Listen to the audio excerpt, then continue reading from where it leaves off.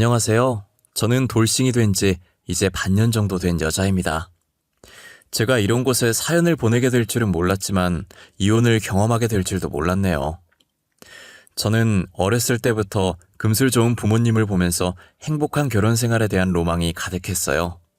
다정하고 나밖에 모르는 남편과 귀여운 자식들까지 집안의 웃음소리로 가득한 결혼 생활 말이에요. 하지만 그것은 제 로망일 뿐이었고 막상 실제로 겪어보니 결혼은 현실이더라고요. 모든 것엔 장단점이 있기 마련이지만 제게 있어서 결혼은 단점밖에 없었어요. 제가 오늘 이렇게 사연을 보내게 된 이유는 남편과 시어머니 때문인데요. 저는 남편을 회사에서 처음 만나 사내 연애를 하고 결혼까지 하게 됐어요. 남편은 회사 내에서 분위기 메이커로도 유명했던 직원이었어요. 깔끔한 스타일에 웃기기까지 하니 여직원들에게 인기도 굉장히 많았죠. 남편을 좋아하던 여직원들 중에 하나가 바로 저였어요. 남편은 놀 땐 누구보다 잘 놀고 일할 땐 냉철하고 정확한 사람이었어요. 저는 남편의 잘 노는 모습보다도 진지하게 열심히 일하는 모습에 반했었어요. 하지만 인기가 많던 남편이라 저 같은 사람에겐 관심조차 없을 것 같아서 고백도 못 해봤어요.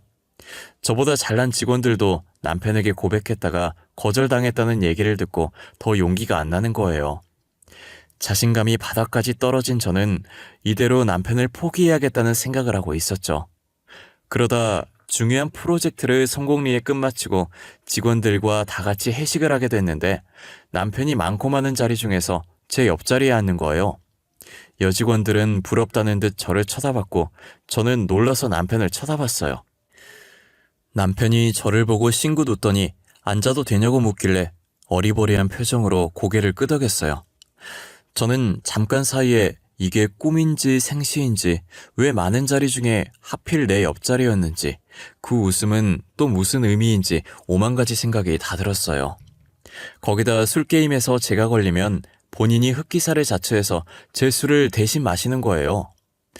회식하는 내내 저를 헷갈리게 하는 남편의 행동 때문에 계속 복잡한 신경이었어요. 혹시 흑기사 소원으로 자기 일을 나한테 다 떠넘기려고 저러시나 싶었어요. 직원들은 흑기사 소원 오늘 지나면 무효라고 당장 쓰라고 난리도 아니었죠. 남편은 나중에 쓰겠다고 오늘 안에 쓸 거니까 걱정하지 말라고 했어요. 저는 남편이 얼른 소원을 써서 복잡한 머리를 얼른 정리하고 싶은 마음뿐이었어요. 그런데 회식이 끝날 때까지도 남편이 저한테 소원을 안 쓰고 있는 거예요. 혹시나 소원을 까먹은 게 아닐까 하는 마음에 살짝 들떴었어요. 하지만 남편은 소원권이 2개 있다는 걸 까먹지 않았고 식당에서 나와서 소원을 쓰더라고요. 지영씨, 저 소원권 2개 있는 거 알죠? 저 지금 하나 씁니다. 지금 너무 어둡고 위험하니까 제가 집까지 바래다 드릴 수 있게 해주세요. 그게 제 소원이에요. 고작 그게 대리님 소원이라고요? 저는 상관없는데 대리님 집은 반대 방향이잖아요. 저야 대리님이랑 가면 안 무섭고 든든하죠. 소원이라면 그렇게 해요. 나머지 하나는 뭔데요? 남은 건 가면서 차차 말씀드릴게요. 저 12시 전엔 무조건 쓸 거예요. 오늘 아니면 절대 못 말할 것 같은 소원이라서요. 남편은 안전하게 저를 집 앞까지 데려다 줬고 가는 내내 정말 영양가 없는 얘기만 오갔던 것 같아요. 온통 제 신경이 남편한테 가 있어서 모든 말이 영양가 없는 말들로 들렸을 수도 있겠지만요. 남편은 제 집에 도착할 때까지 남은 소원권 하나를 쓰지 않고 있는 거예요. 저는 소원권 유효기간이 얼마나 남았나 보려고 시간을 봤더니 11시 58분이더라고요. 2분만 버티면 소원권 효력이 없어지니 2분만 더 버텨보자 라는 생각을 하고 있었는데 정확히 59분이 되자 남편이 소원권을 쓰겠다고 하는 거예요. 저 소원권 하나 남은 거 알죠? 지금 59분이니까 12시 되기 전에 빠르게 말할게요. 저 지영씨 좋아해요. 제 남은 소원권은 지영씨랑 내일 데이트하는 걸로 쓰고 싶어요. 뭐라고요? 대리님 지금 뭐라고 그러셨어요? 저를 좋아하신다고요? 대리님이 저를요? 아니 왜요? 왜 저를 좋아하시는 건데요? 왜요? 혹시 제가 지영 씨를 좋아하면 안 되는 이유라도 있는 건가요? 아니면 제가 싫어서 그런 거예요? 싫으시면 이 얘긴 못 들은 걸로 해주세요. 아니요, 좋아요. 저도 대리님 좋아해요. 그러니까 그 소원권 쓰세요. 저희 내일 데이트해요.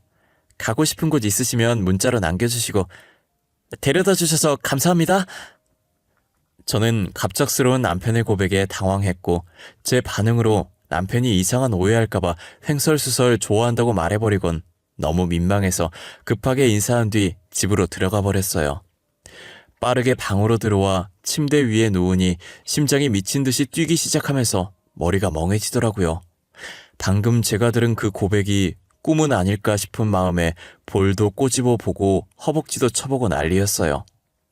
아픈 게 느껴지는 걸 보니 꿈이 아니라면서 베개를 주먹으로 치고 있는데 문자 알림음이 울리더라고요. 문자의 주인공은 당연히 남편이었고 약속 장소와 함께 제게 귀여운 면이 있는지 몰랐다고 회식하느라 피곤했을 텐데 잘 자고 내일 보자는 말이 덧붙여 있었어요. 저는 뭐라고 답을 보낼까 손가락을 왔다 갔다 하고 글을 썼다 지웠다 반복하다가 결국엔 몇 줄 적었던 거 다 지우고 잘 자라는 말만 보냈어요. 연애가 처음도 아닌데 첫사랑을 시작한 것처럼 수줍고 떨리더라고요. 다음날 회사에 가서도 괜히 신경 쓰이고 남들에게 들킬까 조마조마했죠. 하지만 남편은 아무렇지도 않은지 평소와 똑같이 열심히 일을 하고 있더라고요. 저는 그날 데이트 시간만 기다리느라 일을 어떻게 했는지 기억도 안 나요. 남편은 데이트를 하면서 제게 제대로 다시 고백을 했고 저는 그 고백을 받아주었어요. 회사에 있을 땐 몰랐는데 밖에서 이렇게 따로 보니 또 다른 매력이 있더라고요. 되게 다정하고 세심하게 저를 챙기는 모습에 더 반하게 되었어요. 늘 제 기분부터 생각해주고 뭘 하든 제 의견을 엄청 중요시 여겨주었어요. 사랑을 받는다는 게 어떤 기분인지 알게 해준 사람이 바로 남편이었죠. 남편이라면 제가 그동안 꿈꿔왔던 결혼 로망을 실현시켜줄 수 있을 것만 같았어요. 그렇게 연애한 지 1년이 지났을 때 남편의 청혼을 받아들였고 저희는 결혼을 하게 되었어요. 짧은 연애 기간이라 제 결혼 소식을 들은 친구들이 걱정을 많이 하더라고요. 오래 만나도 남자의 본 모습을 볼 수 있을까 말까인데 1년은 너무 짧은 거 아니냐고 하는 친구들도 혹시 사고 쳐서 급하게 결혼을 서두르는 거냐고 하는 친구들도 있었어요. 연애 기간은 짧았어도 알고 지낸 지는 3년이라고 친구들 만날 때마다 해명하기 바빴던 것 같아요. 저는 이 결혼에 후회하지 않을 자신이 있었고 누구보다 잘 살 자신이 있었어요. 하지만 결혼을 하고 나서 자신만만하던 모습은 온데간데 없어졌고 친구들 말 들을 걸 그랬다는 후회만 가득 차기 시작했어요.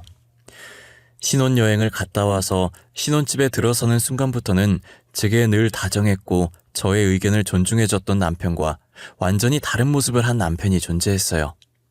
결혼하고 보니 친구들 제게 했던 말 중에 틀린 말이 하나도 없었어요. 남자란 종족은 여자를 꼬시기 위해서라면 뭐든 다 한다고 하더니 남편 하는 행동을 보니까 그 말이 정확하더라고요. 언제는 물 한 방울 안 묻히겠다고 하늘의 별도 따다 주겠다고 해놓고 지금은 설거지에 손빨래에 하도 물을 만져대서 손에 습진까지 생길 지경이었어요. 그동안 연기를 했던 건지 연애 시절 보였던 다정한 모습들은 어디에도 찾아볼 수 없었죠. 남편은 무엇 하나 자기 손으로 하는 게 없었고 전부 저를 통해서 하려고 했어요. 물 가져와라, 리모컨 가져와라. 정말 사소한 것 하나까지 저를 못 시켜 먹어서 안달이었어요. 자기는 일하고 와서 힘들다고 하는데 저도 같은 회사에서 같은 부서에서 일하거든요. 누가 보면 저는 일 안 하고 하루 종일 집에만 있는 사람인 줄 알겠어요. 같은 회사 다니면서 자기가 무슨 일 하는지 제가 다 아는데 그 일이 뭐가 그렇게 대수라고 집에서는 손 하나 까딱 안 하고 왕대접을 받으려고 하는지 모르겠더라고요. 남편은 퇴근해서 집에 들어오면 소파와 한 몸이 되어 움직일 생각을 전혀 안 해요. 양말도 벗어서 대충 거실 한가운데 던져놓고 그대로 소파에 누워 폰을 보고 있어요. 배극적이면서 제게 리모컨 달라고 하는데 그게 얼마나 꼴보기 싫은지 몰라요. 항상 소파 바로 옆에 놔두는 리모컨도 손 뻗기 귀찮아서 제게 달라고 하는 거예요. 짜증나긴 하는데 솔직히 남편이랑 말 섞는 게 더 스트레스 받을 것 같아서 그냥 리모컨을 살짝 남편 쪽으로 던져주고 말아요. 그래도 남편은 어느 정도 봐줄만 한데 더 큰 문제는 시어머니였어요. 리모컨을 남편한테 건네주고 나면 항상 정확한 시간에 공포의 휴대폰 벨소리가 들려요. 안 봐도 전화를 건 사람이 시어머니일 것이고 전화 받으면 저녁상 찍어서 보내려고 할 게 뻔했어요. 시어머니는 밥상 사진은 기본이고 설거지 후 그릇 사진, 빨래 사진 모든 것을 보내달라고 해요. 업체에서 나온 사람 마냥 집안일에 관한 모든 것을 찍어 보내달라고 하면서 감시하고 지적하죠. 남편을 어린아기 취급하면서 위생에 신경 좀 써달라고 매일같이 전화하세요. 그렇게 소중한 아기면 제발 시어머니께서 다시 데리고 가서 키우라고 하고 싶은 심정이었어요. 저도 결백증 있는 친정어머니의 영향으로 항상 위생을 중요시 여기는 사람이에요. 오히려 더러운 건 소파에 누워서 꼼짝도 안 하는 식충이 남편이거든요.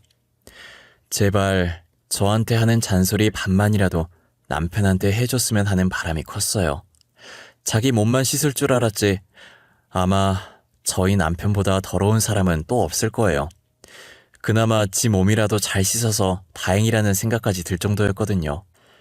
지 몸은 어찌나 끔찍하게 여기던지 밥 먹고 식탁 닦다가 실수로 음식 부스러기라도 남편한테 튀게 되면 얼굴을 아주 있는 대로 구기고선 그 부스러기를 저한테 던지더니 째려봐요. 그렇게 깔끔 떨 거면 거실에 뒤집어 놓은 양말과 아무렇게나 벗어둔 셔츠나 치웠으면 좋겠어요. 남편이고 시어머니고 저를 가만히 놔두는 사람이 없었어요. 저는 아침 저녁으로 시어머니의 전화가 울리면 자동으로 몸이 떨리기 시작해요. 과연 전화를 받으면 무슨 말이 튀어나올까 하는 두려움이 가득 차죠. 아가, 나다. 너 아직 퇴근 안 했니? 저녁상 사진 보낼 때가 됐는데 왜 아직 아무런 문자가 없어? 너네 혹시 외식하니? 밖에서 먹는 음식 몸에 안 좋다고 내가 말했을 텐데. 아, 어머님, 저희 외식 안 해요.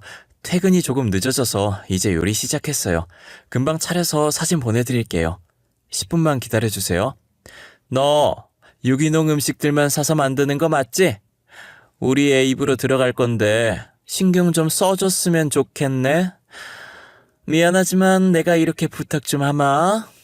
네네, 제가 알아서 몸에 좋다는 것만 골라서 해먹이고 있어요. 그러니까 너무 걱정하지 마세요. 그럼 들어가세요, 어머님. 자기 아들만 입이고 제 입은 입도 아닌지 정말 사람 기분 나쁘게 말하는데 뭐 있다는 생각이 들어요.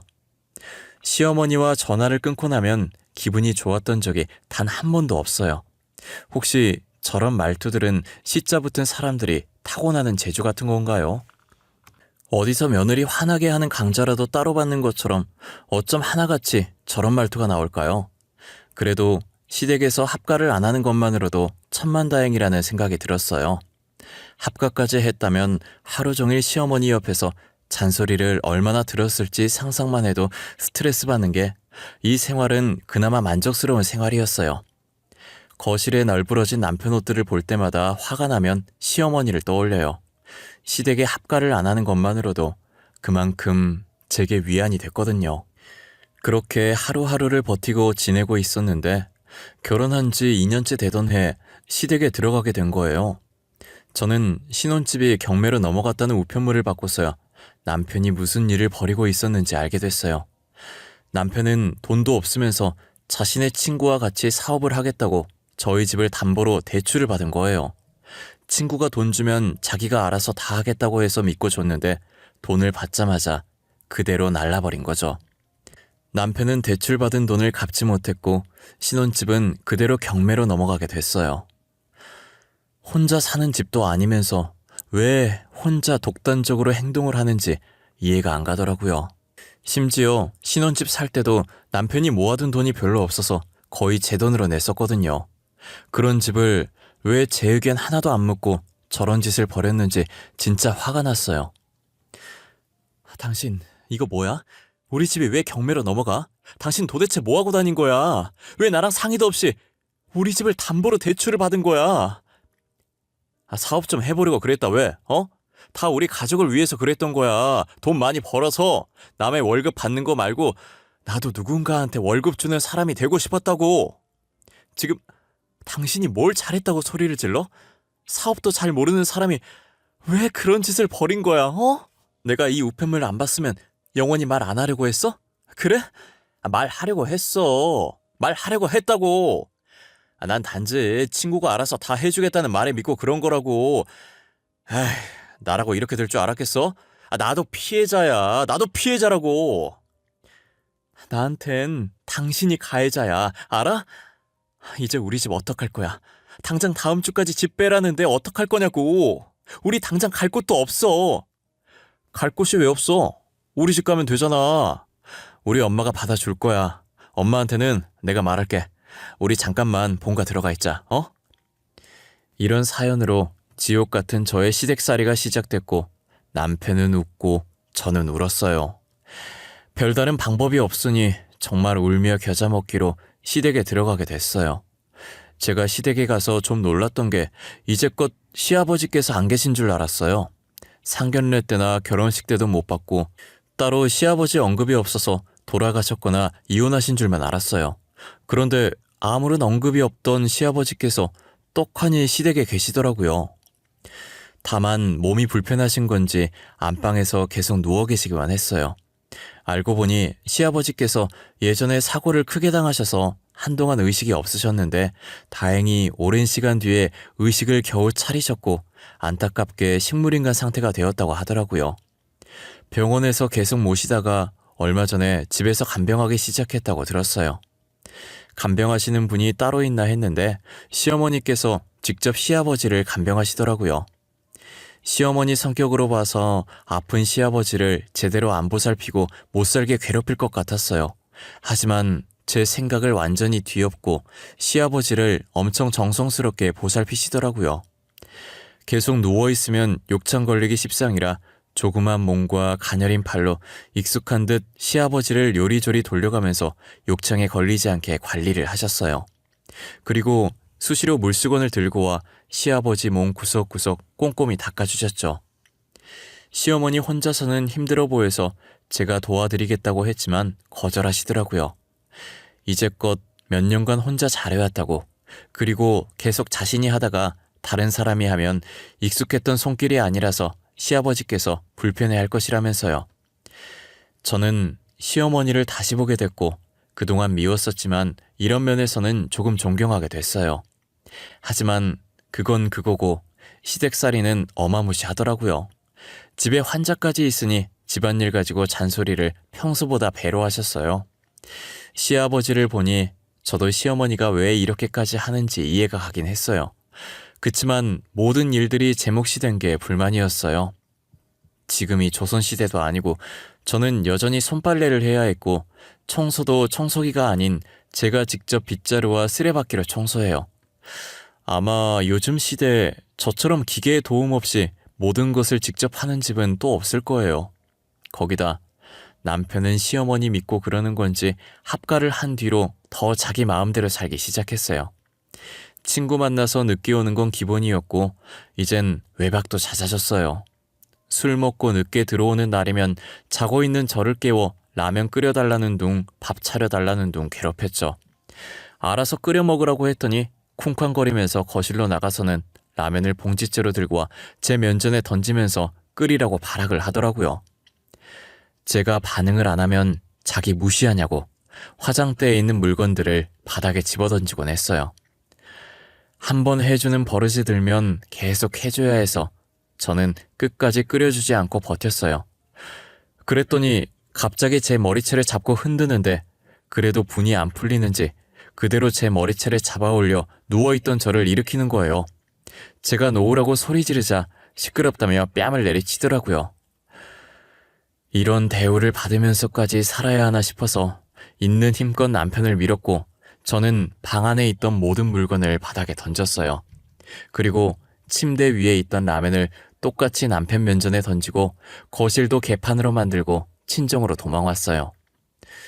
부모님이 걱정할까봐 아무 말도 못하고 날이 밝는 대로 이혼을 하겠다는 마음을 먹었어요.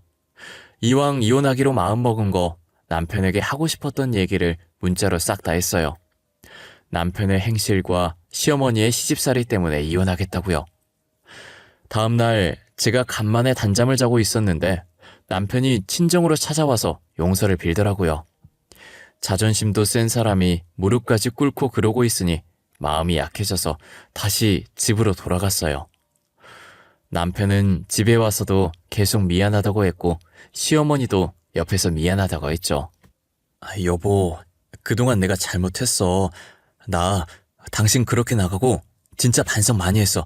그러니까 이혼하자고는 하지 마. 당신 없으면 못 산단 말이야. 아가, 나도 미안했다. 나는 너네 시아버지 챙기느라 아들내미 챙길 시간이 없어서 괜히 미안한 마음에 그랬으면 안 됐는데 너한테 나 대신 엄마 노릇을 시키고 유난 떤 것 같아. 아니에요, 어머님. 저도 잘한 거 없는데요. 집안 다 어질러 놓고 친정으로 도망간 게 며느리로서 잘한 일은 아니죠. 정말 죄송합니다. 저는 진심으로 사과하는 시어머니와 남편의 모습에 용서를 해주기로 했어요. 그리고 남편에게 집안일을 도와주겠다는 약속을 받아냈어요. 하지만 인간은 쉽게 변하지 않는다는 어른들의 말이 있잖아요. 인간이 변하면 그건 죽을 때가 다 된 거라는 말처럼 남편은 살 날이 한참 남아서 그런지 저와 약속한 지 얼마 지나지 않아서 다시 본성을 드러내기 시작했어요. 시어머니께서는 정말 반성을 하신 건지 더 이상 제게 잔소리를 하지 않으셨어요. 남편은 딱 3일 잘해주더니 다시 본래의 모습으로 돌아가 술 먹고 매박하고 행패를 부리더라고요. 시어머니께서 남편을 한심하게 보고 한 소리 하지만 통하지 않았어요. 저도 이제 오기가 생겨서 내 손으로 이 인간을 고쳐보자는 생각이 들었어요. 남편과 똑같이 매일같이 친구와 약속을 잡고 늦게 오고 외박을 했어요. 시어머니께는 제가 일부러 이러시는 걸 알고 계셔서 늦게 오거나 외박해도 별 말씀 하지 않으셨어요. 저는 누가 이기나 한번 해보자 싶었고 집에 들어가는 날보다 외박하는 날이 더 많았어요. 그랬더니 아예 저를 바람난 사람 취급을 하더라고요. 너 지금 뭐 하는 짓이야? 혹시 나 몰래 다른 남자 만나고 있냐? 그래서 매일 외박하는 거냐고. 솔직히 말해. 너 다른 남자 있는 거지? 고작 생각한다는 게 그런 쪽이야? 내가 진짜 바람이라도 펴졌으면 하는 건 아니고? 그래야 당신이 피해자고 내가 가해자니까 그런 이유라도 있어야 나한테 화낼 수 있어서. 이게 진짜 돌았나? 너 어떻게 됐어? 뭐 잘못 먹은 거냐? 아님 머리라도 다친 거야? 정신이 가출하지 않은 이상 네가 이렇게 나한테 덤빌 수가 없지. 그래서 또 나 때리게? 당신은 때리는 것 말고 할 수 있는 게 아무것도 없나 봐. 당신 같은 사람이 제일 한심한 게 뭔지 알아? 꼭 자기보다 약한 사람만 골라서 폭력을 행사한다는 거야. 이게 진짜. 야, 너 오늘 내 손에 죽고 싶냐? 아주 죽고 싶어서 환장했지? 남편은 또다시 제 머리채를 잡은 상태로 뺨을 때리기 시작했어요. 정신이 아찔해진 찰나에 갑자기 점점 아랫배가 땡기는 느낌이 들기 시작하면서 통증이 느껴지더라고요. 저는 갑자기 느껴지는 통증에 놀라서 손으로 배를 움켜쥐었어요. 그러다 곧이어 밑에서 따뜻한 무언가가 흐르는 게 느껴지기 시작하는 거예요. 남편은 당황한 듯 뺨을 때리던 손을 멈췄고 저는 그대로 기절을 했던 것 같아요. 눈을 떠보니 흰 천장이 저를 반겼고 제가 눈을 뜸과 동시에 시어머니의 목소리가 들리더라고요. 그리고 시어머니 옆에는 형사 2분이 함께 계셨어요. 아가, 정신이 드니? 여기가 어딘 줄 알겠어? 여기 병원이야. 아이고, 이걸 어쩌든 그래. 뱃속에 우리 손주가 있는 줄도 모르고. 손주라니, 그게 무슨 말씀이세요, 어머니? 알아듣게 말씀 좀 해주세요.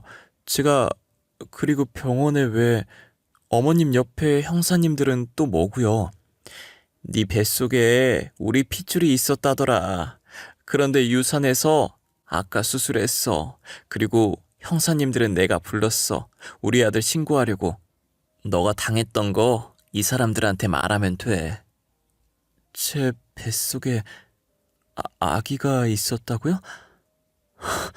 아니야, 아닐 거예요. 저 입덧도 없었고 아무런 징후도 없었는데 무슨 어머님께서 착각하신 걸 거예요. 아가, 내가 미안하다. 내가 이렇게 대신 사과하마. 정말 미안하다.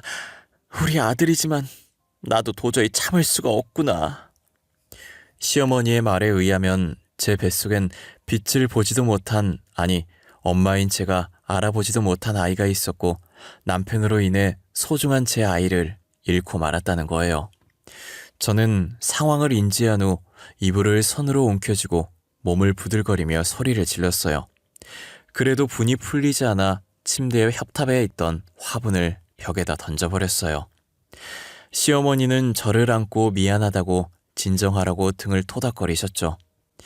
시어머니께서도 자신이 배 아파 낳은 아들이지만 이번 일은 같은 여자로서 참을 수 없으셨고 본인이 직접 자신의 아들이 한 짓을 경찰에 신고를 한 거였어요. 솔직히 엄마로서 자식을 신고한다는 일이 쉬운 일은 아니잖아요. 저는 시어머니께 너무 감사하기도 하면서 죄송했고 시어머니는 제가 잘 진술할 수 있게 옆에서 증언을 해주셨어요. 저는 시어머니 덕분에 이제껏 남편에게 당해왔던 짓들을 모두 형사분께 진술했고 형사분은 제가 진술한 토대로 진술서를 작성한 후 남편의 영장을 발부했어요. 그러나 남편은 본인이 저지른 짓들을 자수를 하러 이미 경찰서에 가 있더라고요. 본인이 직접 본인 손으로 아이를 떠나보낸 죄책감이 아무래도 큰 듯 싶었어요. 남편은 모든 죄를 자수했고 잘못을 인정했어요. 남편이 모든 것을 인정함으로써 빠르게 재판이 진행되었고 이혼까지 할 수 있게 되었어요. 결국 남편은 임신한 저의 뺨을 때리고 아이를 유산하게 만든 죄로 징역을 피할 수 없었어요. 재판이 끝나고 남편은 제게 죽을 때까지 이 일 잊지 않고 저와 태어나지 못한 아이에게 늘 미안한 마음 안고 살겠다고 울면서 이야기하더라고요. 그게 저와 남편의 마지막 모습이었어요. 제가 재판장을 나가기 전 시어머니께서 제 손을 붙잡았어요. 아가, 그동안 우리가 했던 일들은 다 잊고 새 출발하렴. 우리는 절대 잊지 않으마. 항상 사죄하는 마음으로 살 테니 너는 꼭 행복해져야 한다. 어머님, 제가 행복해질 수 있을지 모르겠어요. 아이도 못 지킨 제가 어떻게 행복해져요. 저는 새 출발할 자신이 없어요. 우리 애기한테 너무 미안해서. 그 죄는 우리가 다 안고 가마. 그러니까 넌 꼭 행복해져. 응? 절대 이건 네 잘못이 아니야. 우리 잘못이지. 시어머니께서는 다 자신들의 잘못이라며 제게 죄책감 가지지 말고 새 출발을 하라며 다독여 주었어요. 저는 새 출발을 할 수 있을지도 모르겠고 솔직히 새 출발한다고 해서 행복해질 수 있을지 모르겠어요. 뱃속에 자기 애가 있는지도 몰랐던 저인데 어떻게 행복하게 지낼 수 있겠어요. 저는 아직도 가끔 꿈에서 갓 태어난 애기 우는 소리가 들려요. 제 아이의 울음소리를 한 번도 들어본 적 없지만 꿈속에서 우는 아이가 꼭 제 아이인 것만 같았어요. 자신을 잊지 말라고 하는 건지 아니면 저를 원망해서 그런 건지 계속 꿈에 나오더라고요. 한동안은 아이 잃은 충격에 일도 손에 잡히지 않아서 회사도 그만뒀었어요. 저희가 사내 연애를 해서 결혼을 했던지라 저희 부부를 모르는 직원들이 없었고 안 그래도 소문 빠른 회사에 저희 이혼 소식은 다른 소문들보다 빠르게 퍼졌죠. 어차피 일도 손에 안 잡히는데 소문을 핑계 삼아 퇴사를 결정하게 됐어요. 반년이 지난 지금은 나름대로 안정을 많이 되찾았고 아이 꿈을 꾸는 횟수도 줄어들었어요.